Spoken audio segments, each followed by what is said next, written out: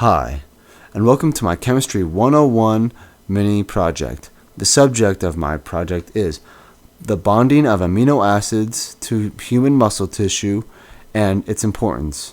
The first slide is, what elements make up amino acids?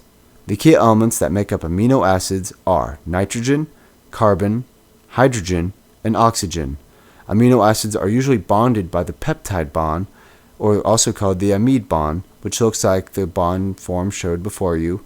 As per the limitations of PowerPoint, I cannot show what it actually looks like.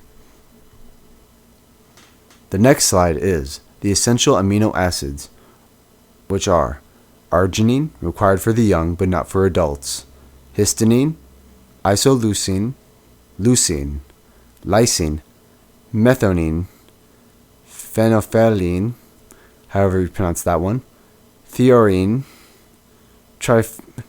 triphotate, and valine. This list is comprised of all the amino acids that the human body cannot produce and are only available through the consumption of foods that contain the macronutrients protein, carbohydrates, and fats.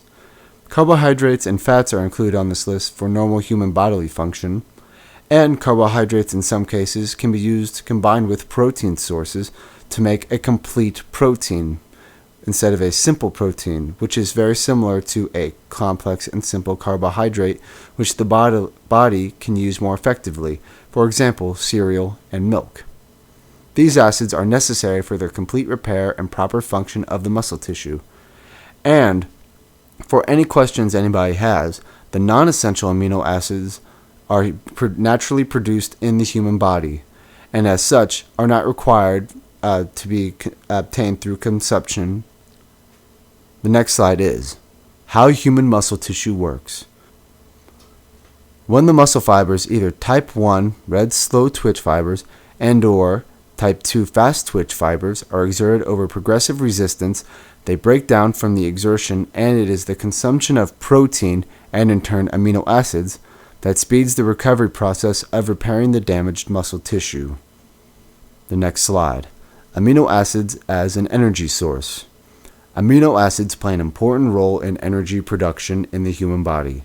When there are no readily available sources of carbohydrates to produce glucose in our system, the process of gluconeogenesis occurs, and certain acids are stripped from the muscle tissue and parts of them being converted to the amino acid alanine, which is then transported to the liver and converted into glucose. As such, for continued proper function of the human body, those aminos must be replaced via consumption of protein. In conclusion, to conclude this presentation, amino acids from essential to non-essential are important to basic human bodily function. Essential amino acids are derived from the consumption of protein sources such as meat and soy.